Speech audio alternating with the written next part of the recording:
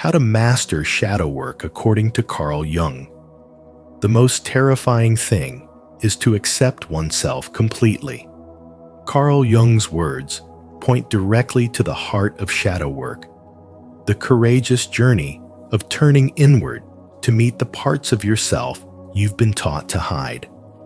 In today's video on spiritual wisdom, we explore how to master shadow work according to Carl Jung, not as a heavy psychological theory, but as a living practice you can apply in your daily life to experience deeper self-understanding, emotional freedom, and genuine happiness.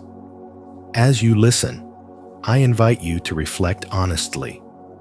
Which parts of yourself have you been avoiding, and what might change if you embrace them with awareness instead of fear?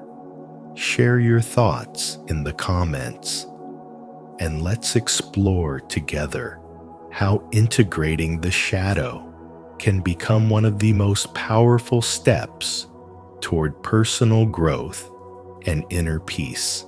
1. Defining the shadow. The shadow, as Carl Jung described it, is often misunderstood as the dark or immoral side of the personality. Yet in truth, it is simply the part of you that was hidden away in order to adapt, belong, or survive. It is the inner repository of repressed traits, emotions, instincts, and desires that you learned to silence because they conflicted with social expectations, moral rules, or family conditioning.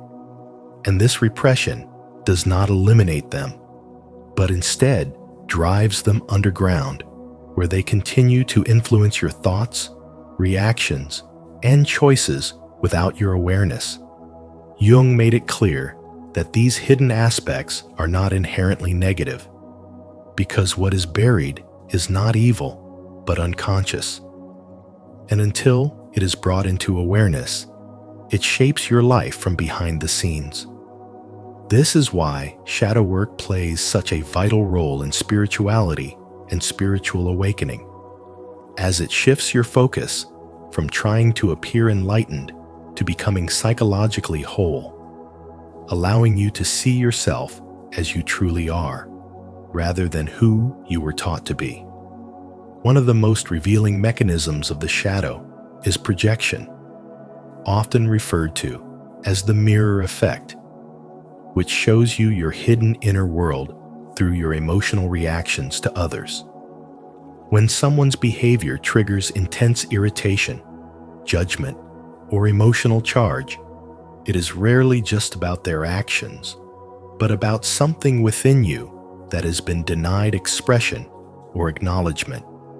Jung observed that the psyche protects the ego by disowning uncomfortable traits and assigning them to others, which is why people often condemn in the external world what they secretly struggle with internally. This realization can feel unsettling at first, yet it is profoundly empowering because it redirects attention away from blame and towards self-awareness.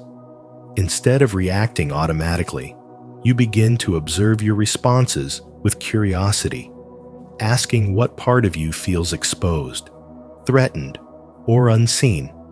And this moment of observation marks the beginning of integration. Through this process, unconscious reactions gradually lose their power, and you regain agency over your emotional life.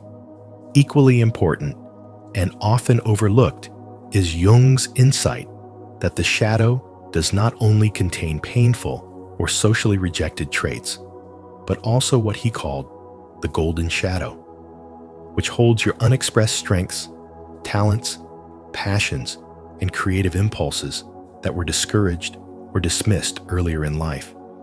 Many people suppress ambition, emotional depth, leadership, or originality because they were told these qualities were impractical, excessive, or inappropriate. And over time, this suppression creates a sense of inner emptiness or unrealized potential.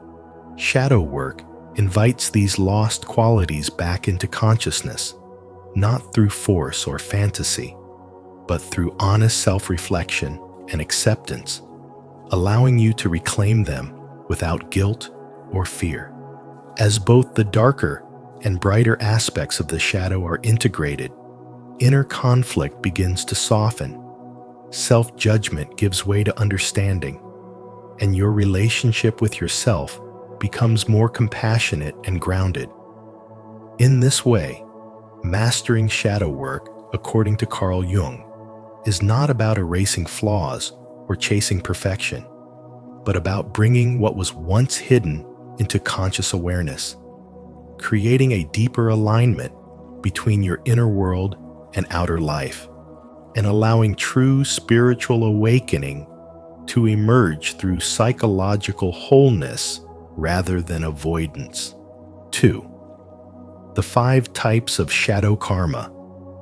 Shadow karma, seen through Carl Jung's psychological lens, is not about punishment or cosmic reward, but about the inner consequences of living unconsciously, where unexamined thoughts, emotions, and behaviors quietly shape your life until they are brought into awareness.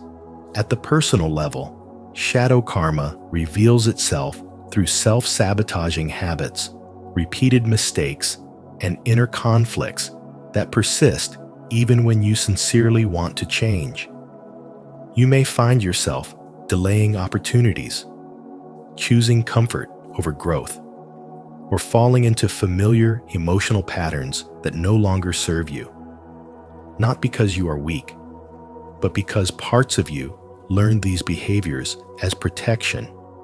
Jung's insight that until you make the unconscious conscious, it will direct your life and you will call it fate, applies here directly, as personal shadow work invites you to look honestly at what you avoid feeling, what you gain by staying the same, and how responsibility without self-blame becomes the foundation for real spirituality and mature spiritual development.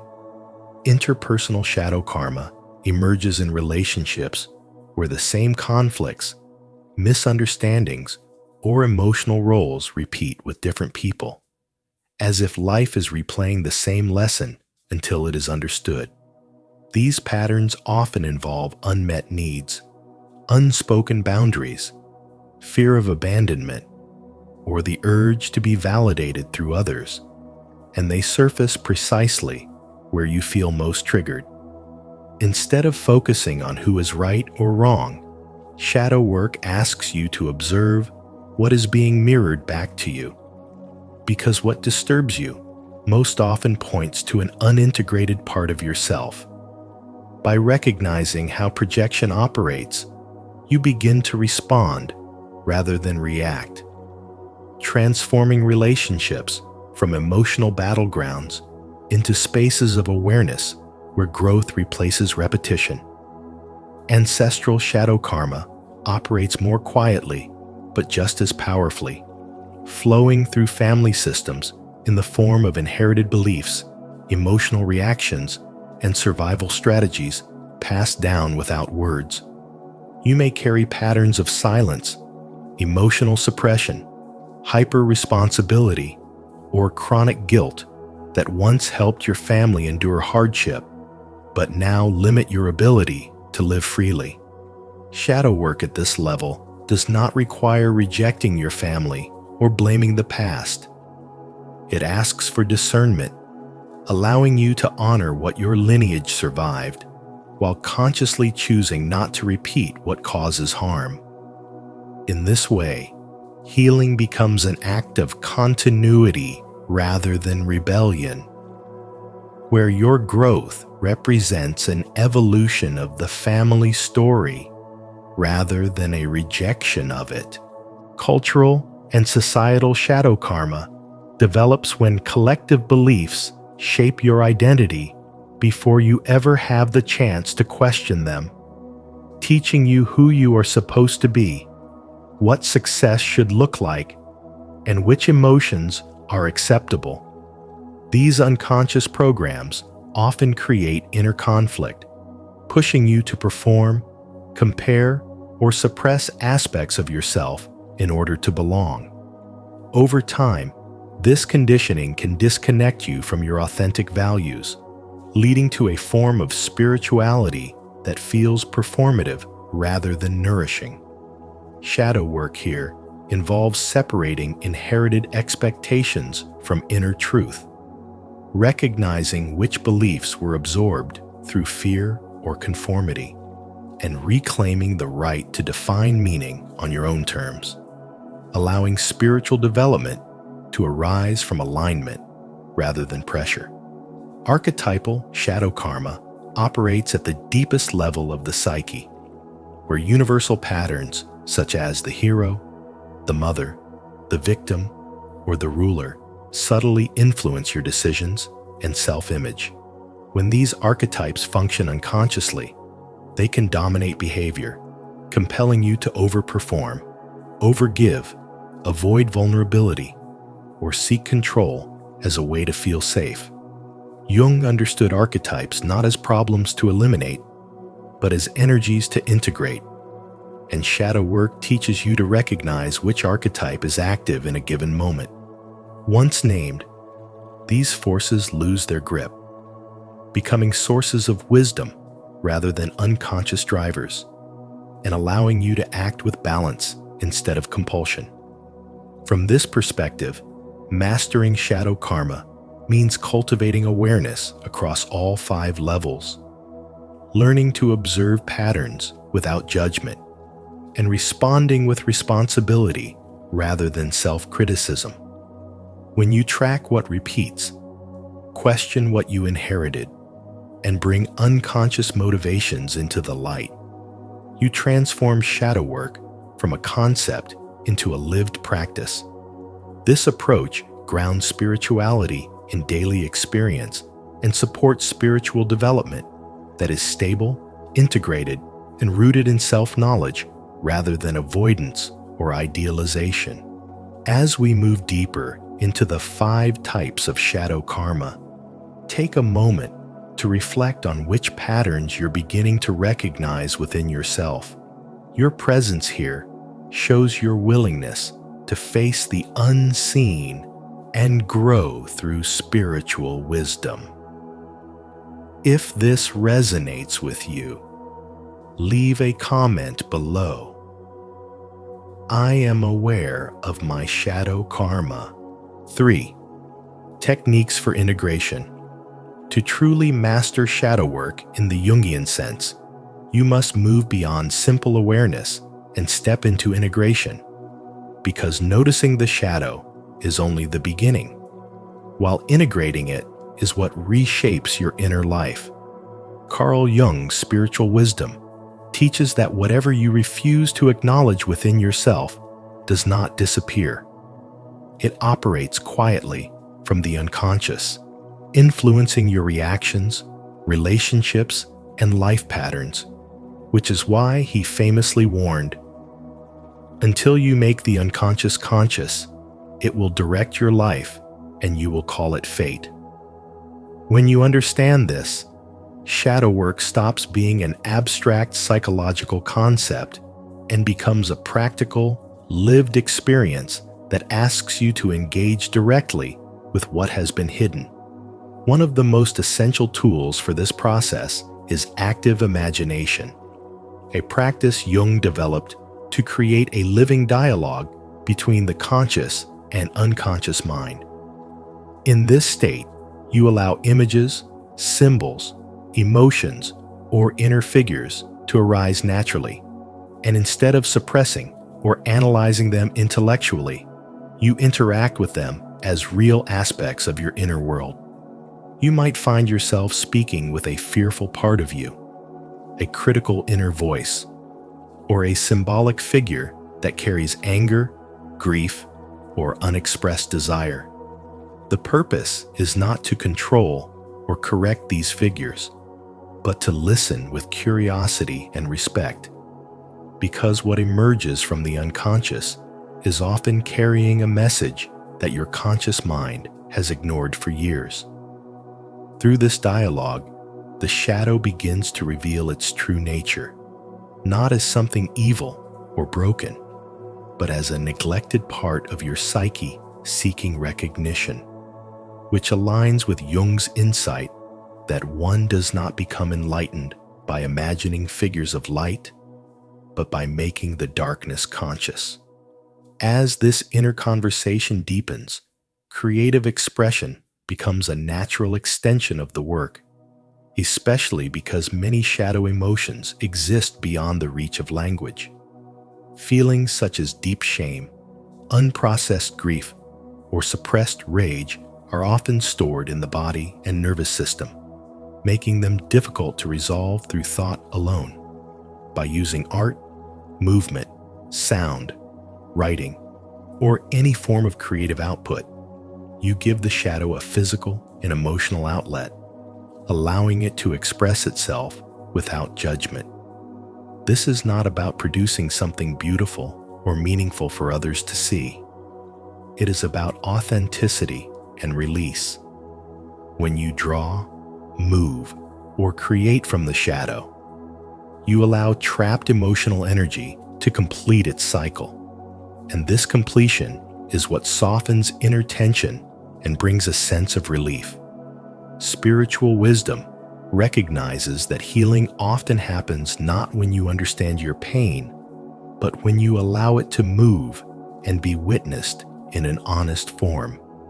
From this expression, the work naturally evolves into what Jung symbolically described as inner alchemy, the transformation of raw psychological material into something more refined and integrated. In this practice, you consciously visualize the shadow undergoing change, seeing old wounds dissolve, rigid defenses soften, and outdated self-images lose their grip. Rather than rejecting these aspects of yourself, you imagine them being reformed into sources of insight, resilience, and emotional maturity. This mirrors the ancient alchemical idea of turning lead into gold, where suffering becomes wisdom and unconscious patterns become conscious choice. In practical terms, this transformation looks like recognizing anger as a signal for boundaries, understanding shame as a response to unmet needs, and releasing personas that once kept you safe, but now keep you disconnected from your true self. Through repeated engagement with active imagination, creative expression, and inner alchemy, the shadow gradually loses its power to unconsciously control your life. Instead of reacting automatically, you begin responding with awareness, compassion, and clarity. The energy, once locked in repression, becomes available for creativity, connection, and purpose, allowing you to live with greater wholeness.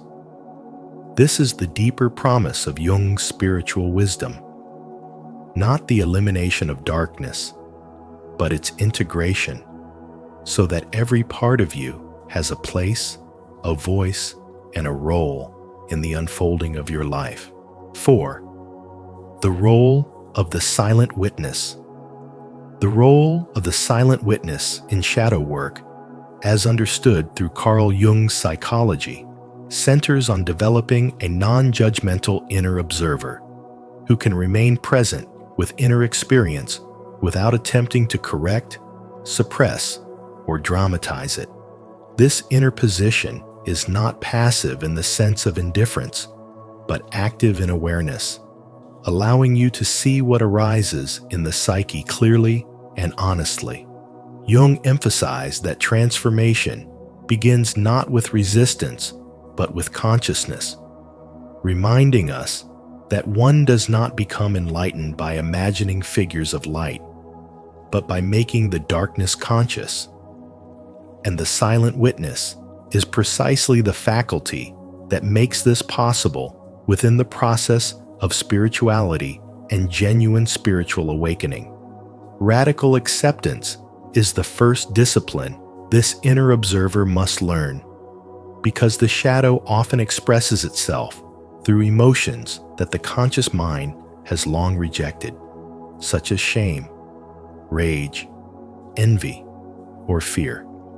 Instead of immediately labeling these feelings as wrong or dangerous, the silent witness allows them to exist without interference, creating a space where they can be felt without being acted upon.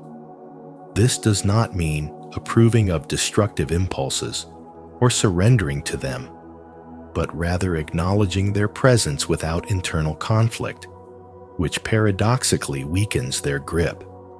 When an emotion is allowed to be seen without judgment, it no longer needs to intensify in order to be noticed. And this simple act of letting the feeling be begins to dissolve the inner tension that keeps the shadow alive. As this acceptance deepens, detachment naturally emerges, not as emotional distance or repression, but as psychological clarity. Acting as a silent witness means observing thoughts and reactions as events within the psyche, rather than as commands that must be obeyed. Anger can be seen rising, shame can be felt tightening the body, and fear can be heard repeating familiar narratives. Yet none of these experiences define who you are or dictate what you must do.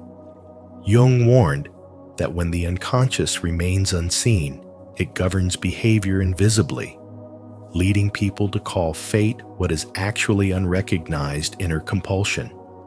And the silent witness interrupts this pattern by bringing awareness to the moment where reaction would normally take over.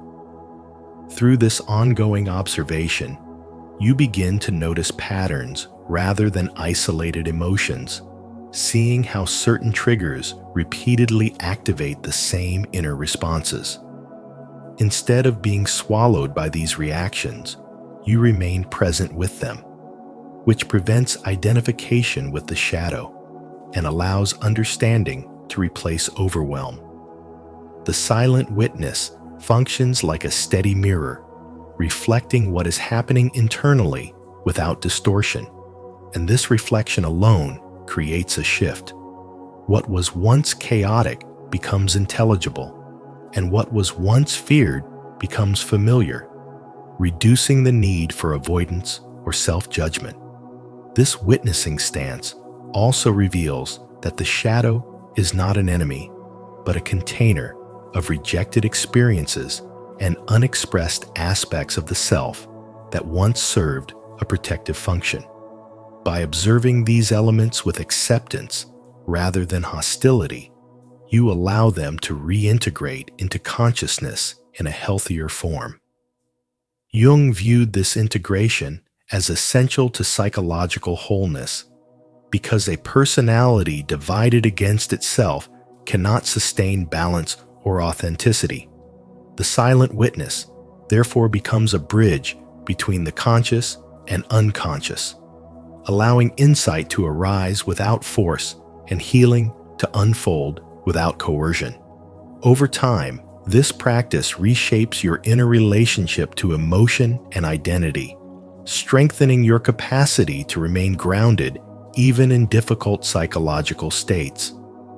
You no longer need to escape discomfort or dramatize pain, because you trust your ability to observe it without losing yourself. This inner stability supports a more mature form of spirituality, one rooted not in denial of darkness, but in conscious engagement with it. And this engagement marks a true stage of spiritual awakening, where awareness replaces fear and responsibility replaces repression. Comment below. I am the silent witness, if you're ready to observe your shadow without judgment and step into deeper self-awareness. 5. The ultimate goal: authenticity. The true aim of shadow work is not self-correction or self-erasure, but integration, because nothing within you is accidental or meaningless, even the parts you learn to hide. Carl Jung made it clear that the shadow is not a collection of flaws to be eliminated, but a storehouse of qualities, emotions, and impulses that were pushed out of awareness because they did not fit the expectations placed upon you. When you deny these parts, you do not become lighter or purer. You become fragmented. A divided inner world quietly consumes energy, forcing you to maintain control, suppress emotion, and defend an image that never feels entirely real. Integration ends this inner struggle by allowing you to acknowledge what lives within you without judgment, which immediately frees energy that was previously spent on repression and redirects it toward healing, clarity, and genuine spiritual development. As this process unfolds, a sense of wholeness begins to replace inner conflict. Wholeness does not mean that all tension disappears or that life becomes effortless. It means you are no longer fighting yourself. When the shadow is met with awareness rather than resistance, you stop splitting your inner experience into acceptable and unacceptable parts. This inner truce creates psychological stability because emotions are no longer treated as threats that must be controlled or avoided. Instead, they become signals that offer information about unmet needs, unresolved wounds, and suppressed desires. In this state, you are less reactive, more grounded, and better able to respond to life consciously rather than being driven by unconscious patterns. Wholeness, in this sense, is not perfection, but coherence. And coherence is a foundation for both emotional health and mature spirituality. From wholeness naturally arises authenticity. When you are no longer at war with your inner life, you no longer need to perform a carefully curated version of yourself to feel safe or accepted. Authenticity means living in alignment with your full nature, not just the parts that receive approval. This does not encourage impulsive or destructive behavior. Rather, it allows you to recognize your impulses without being controlled by them. By bringing unconscious motives into awareness, you regain choice. You speak more honestly, set clearer boundaries, and act with greater integrity because you are no longer hiding from yourself. Over time, this authenticity strengthens self-respect and reduces dependence on external validation, allowing your identity to be rooted internally rather than negotiated socially. As integration deepens, emotional freedom becomes possible. Emotional freedom does not come from avoiding pain or forcing positivity, but from understanding the origins of emotional patterns and releasing the need to repeat them. Repressed material often returns in disguised forms, such as anxiety, self-sabotage, emotional numbness, or recurring relationship dynamics. When these patterns are consciously examined rather than denied, their grip weakens. You begin to see how past experiences shaped your defenses, and in seeing them clearly, you no longer have to live from them. This is how cycles are broken, not through resistance, but through awareness that dissolves unconscious repetition. At its core, shadow integration is inseparable from spirituality because it demands truth. Spirituality is not limited to light, harmony, or uplifting ideas. It is also the courage to face what is real within you and to remain present with it. Avoiding the shadow creates a spiritual bypass, while integrating it grounds spiritual insight in lived experience. Through this process, spiritual development becomes embodied rather than abstract, expressed not in ideals, but in emotional maturity, self-responsibility, and inner freedom. The shadow loses its power not when it is rejected, but when it is understood, integrated, and consciously lived alongside the rest of the self, allowing your inner life to move from fragmentation toward unity and from conflict toward coherence. To conclude, Mastering shadow work, according to Carl Jung, is not about fighting or erasing the darker parts of yourself, but about understanding them with honesty and compassion. When you bring the unconscious into the light, you reclaim lost energy, deepen self-awareness, and move closer to wholeness.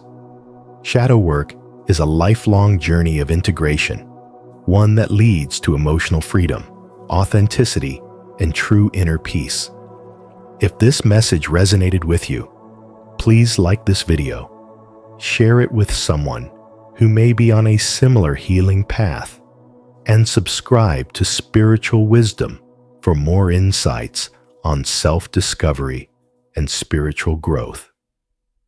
Don't forget to turn on the notification bell so you never miss our upcoming videos. Your comeback will terrify those who only knew the wounded you. The tree that reaches heaven must have roots that reach down to hell.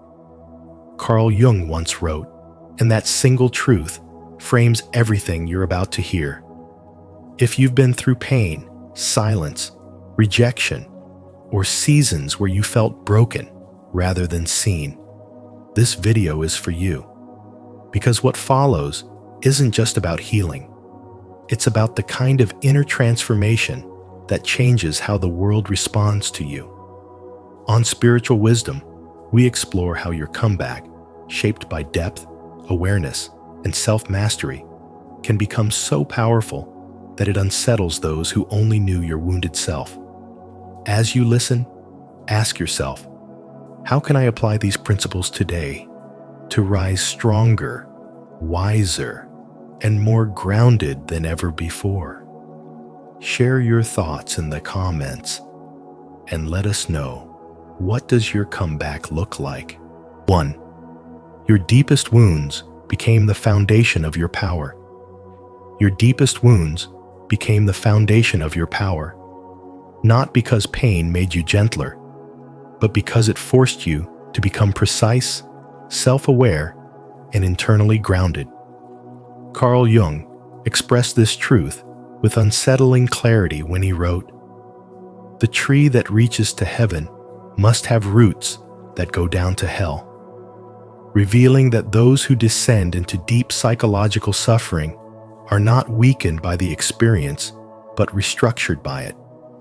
When life pushed you into emotional darkness, it stripped away illusions, false identities, and borrowed beliefs, leaving you face to face with your own psyche. This descent was not a collapse. It was an initiation, one that demanded honesty rather than comfort. While others learned how to avoid pain, you were compelled to understand it, and that understanding became the raw material of inner strength that no external circumstance can dismantle. Moving through sustained emotional hardship changes how a person relates to reality itself. Long-term pain forces confrontation with the unconscious, where fear, shame, grief, and unprocessed memories reside. And Jung warned that what remains unconscious will inevitably control behavior from the shadows. By facing these internal forces directly, you learned how to integrate them rather than be ruled by them, which is why your presence now feels different. You no longer react impulsively, seek constant reassurance, or explain yourself unnecessarily, because awareness has replaced survival instincts. This is a central aspect of spirituality and spiritual awakening, where the individual stops operating from fragmentation and begins acting from inner coherence. Your boundaries are clearer, your silence is intentional, and your choices are no longer shaped by the desire to be understood or approved of. The version of you that others remember was shaped by endurance rather than clarity, by tolerance rather than discernment. That version absorbed tension, accepted imbalance, and carried emotional weight without protest, which made you predictable and easy to categorize. The transformation disrupts this memory because the integrated self no longer fits the narrative others relied on. You do not announce your growth, yet it is unmistakable in how you speak, how you pause, and how you disengage without hostility. This shift unsettles people because it removes leverage. Guilt, nostalgia, and emotional manipulation lose their influence when a person has reclaimed psychological sovereignty. What appears threatening is not dominance, but independence, the quiet authority of someone who no longer negotiates their worth. Your strength now expresses itself through stillness rather than force, through discernment rather than compliance.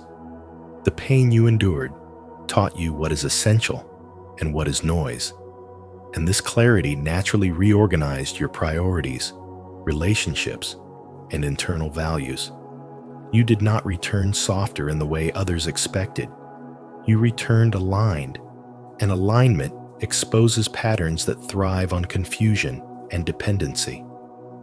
This is why your comeback feels disruptive, because coherence destabilizes systems built on imbalance. The psyche that has been integrated radiates consistency, and consistency cannot be shaken by opinion or circumstance. Your evolution is not an act of defiance, nor a performance for recognition. It is the natural consequence of deep psychological work, inner accountability, and spiritual awakening, embodied quietly but unmistakably in the way you now move through the world. 2. People mistook your pain for your identity. People mistook your pain for your identity because toxic individuals learned to recognize you only in your wounded state, assuming that the quiet, empathetic, accommodating version of you was the whole truth of who you were. And in doing so, they confused kindness with weakness and silence with defeat, never realizing that what they were witnessing was not your nature, but a survival response shaped by pressure, loss, and emotional strain. You were not passive. You were enduring. You were not broken. You were adapting. And while they believed they understood you, they were only familiar with the version of you that was still learning how to protect itself. In that season, you carried more than your share of emotional weight, absorbing tension, staying composed when others unraveled, and choosing restraint over reaction, which taught you lessons no loud victory ever could. You learned discernment by being misunderstood, strength by being underestimated, and self-awareness by being pushed to your limits. This is where real growth begins, not in comfort, but in compression.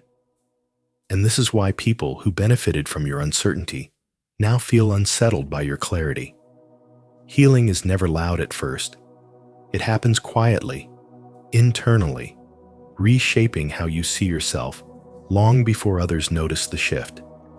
As Carl Jung wrote, "The tree that reaches to heaven must have roots that go down to hell." And this truth explains why your rise feels unfamiliar, even to those who once stood close to you. Your depth was earned through struggle, and your calm now is not softness, but mastery. You no longer explain yourself unnecessarily. You no longer overextend to be accepted, and your boundaries speak with a confidence that requires no justification. This change feels threatening to people who relied on your self-doubt because they built their comfort around a version of you that no longer exists. This transformation is not only psychological, but deeply connected to spirituality and spiritual development. Because you did not simply heal behaviors, you healed identity. You released roles shaped by pain and stepped into alignment with who you were always meant to be. As a result, your presence carries a different frequency, one that no longer negotiates its worth or seeks permission to take up space. Some people respond to this with distance, others with confusion, and some with sudden admiration. But all of these reactions reveal the same truth. Your growth disrupts narratives they depended on. You are no longer accessible in the same ways because access now requires respect, and empathy is no longer offered at the expense of your well-being. You understand that compassion without boundaries becomes self-erasure, and awareness without action keeps you trapped. This is the wisdom earned through experience, not theory.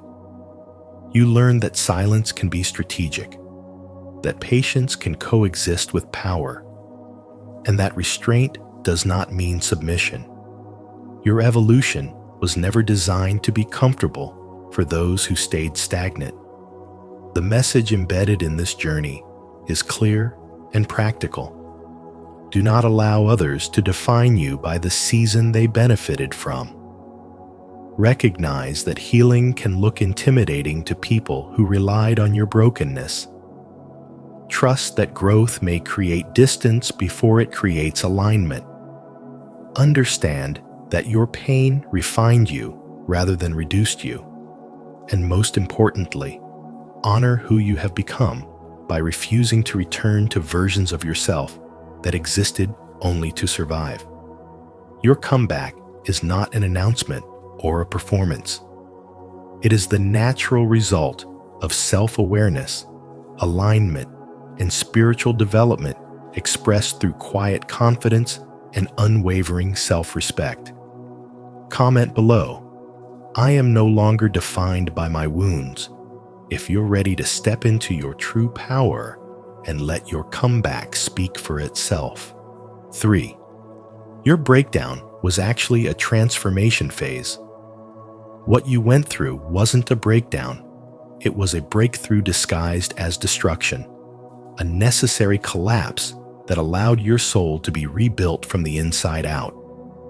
To others, it may have looked like failure, weakness, or chaos, but it was Carl Jung's dark night of the soul, a sacred, hidden transformation that stripped away the noise of the world so your inner strength could be reborn in silence. While the surface crumbled, your roots were growing deeper, and as Jung wisely said, the tree that reaches to heaven must have roots that reach to hell. You were not falling apart. You were falling into alignment, shedding old patterns, false identities, and learned helplessness that no longer served your highest self. Spiritual wisdom teaches that growth rarely looks graceful in the beginning. It often feels like isolation, loss, confusion, and an identity crisis. But in that pain, your awareness was sharpening, your spirit was detoxing, and your clarity was quietly being forged in fire. You see, people who only knew you in your wounded state became comfortable with that version of you, the one who stayed quiet to keep the peace, the one who dimmed their light to make others feel more secure, the one who overgave and under-received in the name of loyalty. But healing changed your energy. You started honoring your worth. You stopped showing up where you weren't seen. You stopped chasing validation and started embodying self-respect. That shift, though powerful, is uncomfortable for others because your boundaries now expose their lack of them. Your calm presence reveals their chaos, and your confidence shines a light on their insecurity. And that's why your comeback will terrify them, not because you became arrogant or cold, but because you became whole. You're no longer someone who tolerates crumbs of affection or explanations instead of accountability. You're no longer molding yourself to be digestible or shrinking to stay likable. You are finally honoring your truth. The version of you that's rising now carries a different frequency, one that no longer seeks permission to exist, that no longer bends under pressure, that no longer fears being misunderstood. This isn't about revenge or proving your worth to people who never saw it. It's about finally seeing it for yourself. Maya Angelou once said, "When someone shows you who they are, believe them the first time." And now, you do. You believe what people's actions tell you. You trust your body, your intuition, your spirit. You've become the mirror that many people cannot face, because your presence forces them to confront what they've been avoiding. Your silence is no longer passive, it is sacred. Your no is no longer negotiable, it is protection. And your peace is no longer something you sacrifice for acceptance, it is your new standard. This is spiritual wisdom in its purest form. Not loud, not performative, but grounded, intentional, and unshakably aligned. And now, as you move forward with clarity, discernment, and quiet power, know that your evolution is your closure, and your glow is your comeback. 4. You integrated your shadow instead of suppressing it. You integrated your shadow instead of silencing it. You stopped hiding your anger, your boundaries, your right to say no, and your power to walk away. What once made you feel ashamed now makes you whole. You realized that denying these parts of yourself wasn't noble. It was self-abandonment. And when you reclaimed them, you didn't become aggressive. You became complete. You stopped being the version of yourself who only survived and started living with integrity. This process of individuation was not a spiritual escape, but a spiritual return to your truth, your wholeness, your clarity. In embracing what you were taught to suppress, you dismantled every illusion that told you you had to be soft to be good, silent to be loved, or selfless to be accepted. You now understand that spirituality without self-awareness is just performance. Spiritual awakening without shadow work is incomplete. By allowing your shadow to rise, not as your master, but as your messenger, you now speak with a clarity that doesn't tremble. Walk with a posture that doesn't shrink, and protect your peace with a power that doesn't need to explain itself. Your anger is no longer rage, it's information. Your boundaries are no longer walls, they are sacred filters. Your silence is no longer fear, it is discernment. The people who only knew the version of you that broke quietly, who gave too much, who tolerated what hurt, now feel a distance they can't name. That distance is your alignment. Your comeback terrifies them because it wasn't loud, but it was irreversible. It wasn't about revenge. It was about remembering. Remembering your worth. Remembering your voice. Remembering that you do not have to fracture yourself to be chosen. That you do not have to exhaust yourself to be enough. The version of you that once begged for love now sits in self-respect. The version that once over-explained now lets silence speak. The version that once feared being too much now knows that those who flinch at your fullness were never meant to stay. This is not arrogance. This is restoration. This is what spirituality becomes when it is lived through truth, not just talked about in theory. Spiritual awakening does not make you softer in a world that feeds on silence. It makes you sacredly untouchable. And your wholeness is not something to prove. It is something to embody. Those who only knew the wounded will not recognize this version, and they're not meant to. Did this message resonate with you? If you've integrated your shadow Instead of suppressing it, comment, "I've integrated my shadow below," and let this wisdom continue to unfold through you. 5. You stopped absorbing abuse and became a mirror. When you stopped absorbing abuse and started reflecting it back, you didn't just heal. You transformed into someone who no longer operates from wounds, but from wisdom. You no longer internalize the chaos others try to impose. Instead, you let their energy return to them, unfiltered, through the clarity of your presence. What once broke you now reveals their brokenness, because your silence is no longer passive, it's a boundary. Your kindness no longer invites disrespect, it commands discernment. This shift is not about revenge or bitterness. It's about evolution, a natural result of spiritual development. You have walked through pain not to remain a victim, but to become a guardian of your own peace. Now, when someone tries to manipulate you, you don't argue, you observe. When someone attempts to guilt trip you, you don't explain, you detach. You've realized that spirituality isn't about always being nice. It's about being clear, grounded, and awake. There is something deeply unsettling about a person who no longer needs validation because they cannot be controlled. The old version of you that tolerated emotional chaos has died, and the one who emerged in its place terrifies those who thrived in your confusion. They're not shocked by your anger.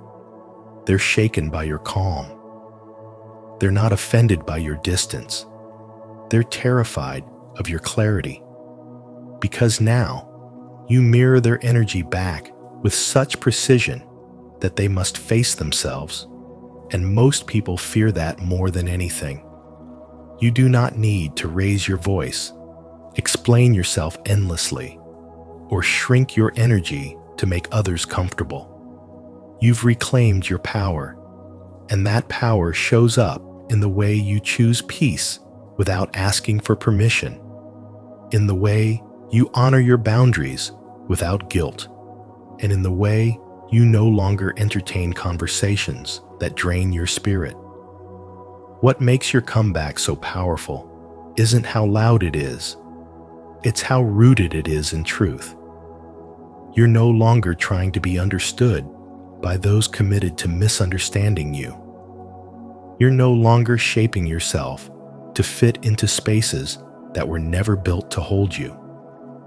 Your growth disrupts the narrative others created about you, and your presence becomes a living contradiction to their expectations. This is what spiritual development looks like. It's not about becoming untouchable. It's about becoming deeply aligned. And in that alignment, your very existence exposes what others are still hiding from. You've stopped apologizing for being whole.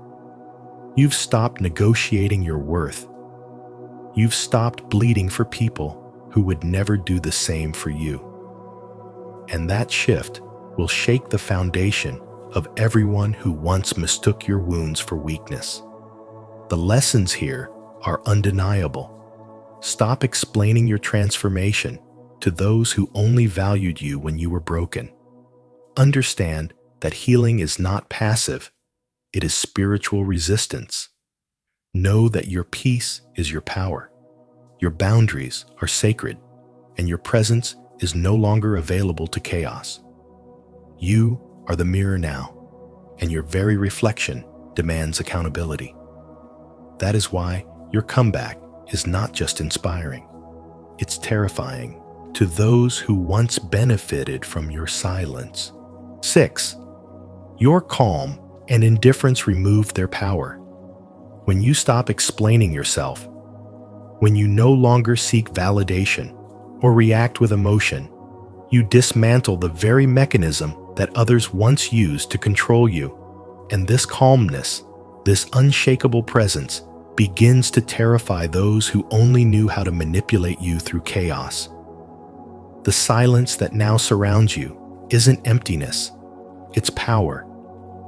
You're no longer moved by guilt trips, emotional blackmail, or reactive triggers because your spiritual wisdom has matured into stillness.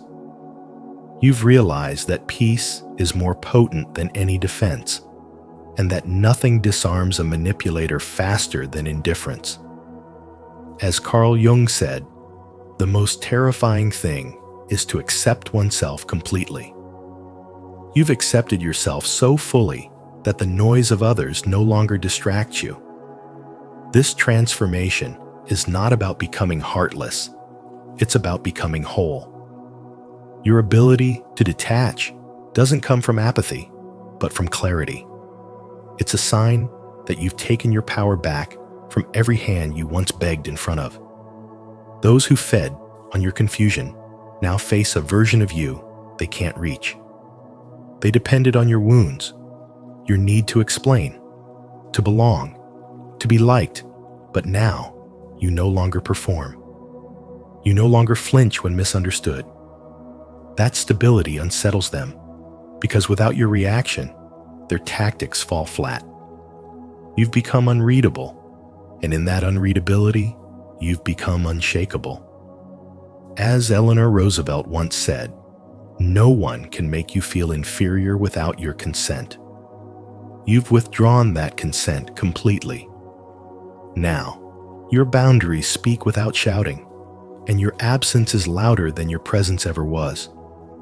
You show up not to prove, but to protect your energy. You engage not out of fear, but from deep alignment with your purpose. This isn't just healing, it's evolution. You're not here to win battles anymore.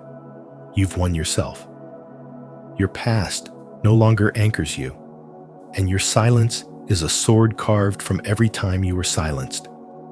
You don't explain your value, you embody it. That's why your comeback shakes the foundation of every dynamic that once held you small. Your energy no longer leaks through people-pleasing, explaining, or apologizing for your boundaries. You've learned that presence is more commanding than performance. And spiritual wisdom isn't about rising above others, it's about rising within. The ones who only knew the version of you that bled for their comfort will not recognize the sovereign you've become. And that, in itself, is your quiet revenge, not through anger, but through evolution. Don't forget to subscribe for more spiritual wisdom on reclaiming your power, mastering calm, and rising beyond the version of you they once tried to control. 7. Their fear comes from losing access to you, not losing you. Their fear does not come from losing you as a person.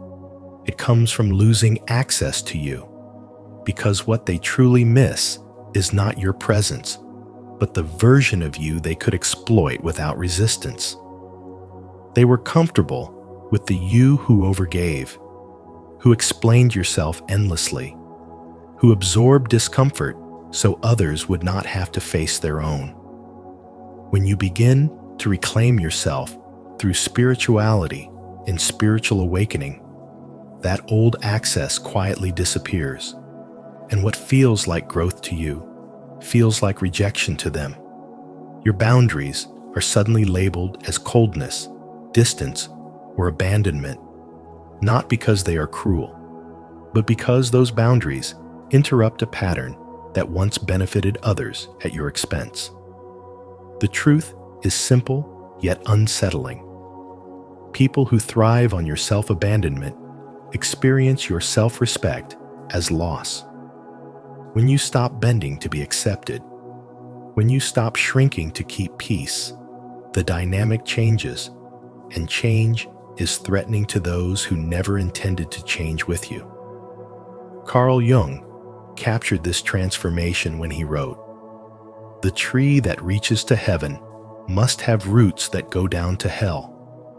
Because once you have faced your depths and returned with awareness, you no longer tolerate relationships built on imbalance. Healing does not make you harder. It makes you clearer. You begin to see that love without respect is conditional, that connection without reciprocity is extraction, and that not everyone who stayed close was ever truly aligned with your well-being. As your spiritual awakening deepens, your energy shifts from availability to intention. You no longer feel compelled to rescue, overfunction, or justify your worth. This is where discomfort arises, because the healed version of you does not negotiate boundaries or apologize for having them. What others interpret as emotional distance is often nothing more than discernment, the quiet wisdom that knows where your presence belongs and where it no longer fits. The version of you that once tolerated emotional imbalance was familiar, predictable, and easy to access, and familiarity often masquerades as attachment. When that familiarity disappears, it exposes who was connected to you and who was attached to what they could take from you. Your comeback unsettles people because it removes leverage. You no longer respond from guilt, fear, or obligation, and this forces others to confront the reality that the relationship depended on your silence and compliance. Friedrich Nietzsche once observed, "He who has a why to live can bear almost any how, and your why has changed. You are no longer living to be needed, approved of, or indispensable. You are living to be aligned." This shift dismantles unspoken agreements that were built during your wounded years. Agreements where your emotional labor went unquestioned and your needs were secondary. Through spirituality, you come to understand that compassion without self-respect becomes self-erasure. You learn that access to your time, energy, and emotional presence is not automatic. It is earned through mutual care. When you stop offering unlimited access, those who benefited from your lack of limits often respond with confusion or resentment because your healing removes a comfort they never realized was unfair. Yet this discomfort is not a sign that you are doing something wrong. It is evidence that something unhealthy can no longer continue unchanged. Spiritual awakening sharpens perception, and with that clarity comes the courage to choose yourself without explaining or defending the choice. You realize that people who are meant to grow with you will adapt, while those who cannot were never connected to your becoming, only to your availability. Your silence becomes intentional, your kindness becomes grounded, and your presence becomes selective. This transformation feels threatening to those who only knew the wounded you because it reveals a truth they would rather avoid. The relationship was sustained by your self-neglect. In this way, your comeback is not an act of rebellion, but a return to balance. You are no longer abandoning yourself to maintain proximity, and that alone reshapes every dynamic around you. The fear you encounter is not about losing you. It is about losing the version of you that made life easier for others at your own expense. And once that version is gone, there is no way to recreate it without betraying the wisdom you have earned. 8. Your comeback is quiet, final, and sovereign. Your comeback is quiet, final, and sovereign. And this is the part that confuses those who only knew you when you were wounded. You are not returning to explain yourself, to prove your worth, or to demand recognition for what you survived. You are choosing yourself with calm certainty, reclaiming your energy without announcement, and becoming permanently unavailable to manipulation, drama, and emotional bargaining. This shift unsettles others because power that does not argue, defend, or seek approval is deeply uncomfortable to people who once benefited from your silence.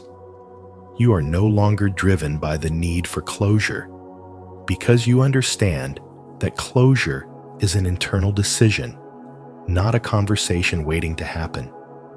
You are no longer interested in retaliation because you have learned that true strength does not mirror harm but transcends it. This realization marks a profound stage of spiritual development where your actions are no longer reactions shaped by past wounds, but conscious choices rooted in self-respect and emotional maturity. As Carl Jung wrote, "The tree that reaches to heaven must have roots that go down to hell, and you have already been there.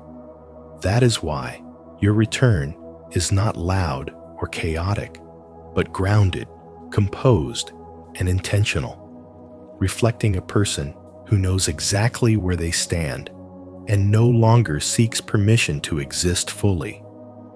You may notice that those who once underestimated you now feel unsettled by your presence, not because you are threatening, but because you are no longer accessible in the ways you once were. You no longer over-explain, overgive, or shrink to maintain harmony.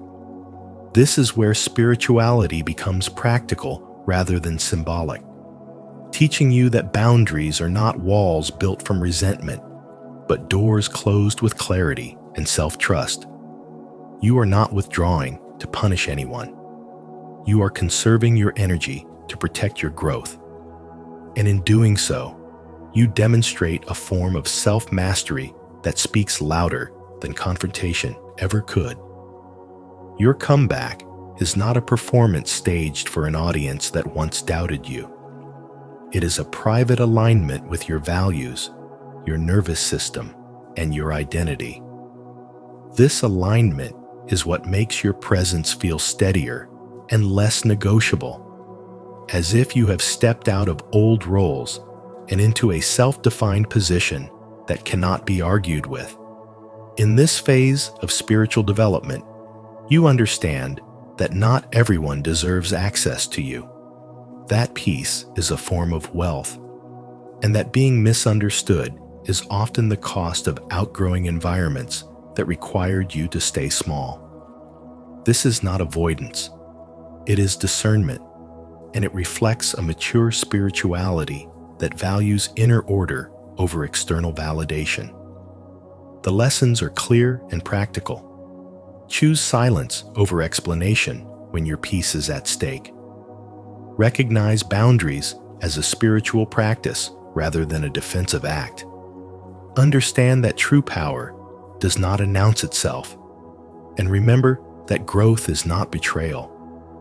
When you align with your values, protect your energy, and honor your healing, your life becomes the evidence, and that quiet evidence is the most lasting proof of transformation.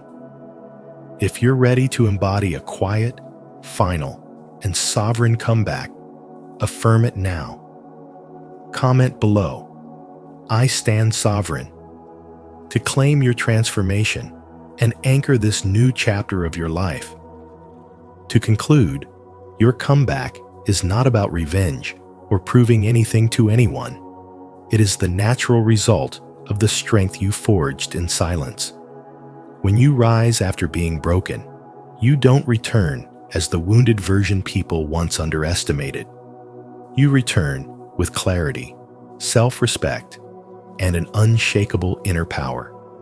That transformation can be unsettling to those who only knew you when you were hurting, but it is also the clearest sign that you have healed, evolved, and stepped into your true self. If this message resonated with you, please like this video, share it with someone who needs this reminder, and subscribe to Spiritual Wisdom for more insights on spiritual growth and inner transformation. Don't forget to turn on the notification bell so you never miss our upcoming videos on awakening your true potential.